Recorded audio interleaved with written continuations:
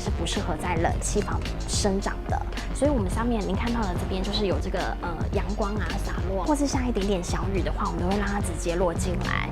我们也是一间会下雨的书屋。从里面厕所往外看，你会发现你的四面全部都是透明的，你是可以透视出去的。所以第一次来上厕所的人，他会感到非常的紧张。那其实呢，我们创办人想要来跟大家来讲的就是说，我们人跟人的第一次接触就是眼神交流这样子。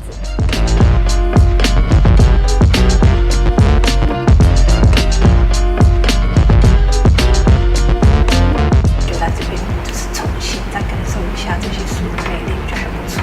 里面的空间的感觉让人家很放松，然后再搭配这些书，这是无价的。楼上也去看那个展览啊，气氛很好。很多像这样的地方啊，会比较禁止小孩，因为很安静。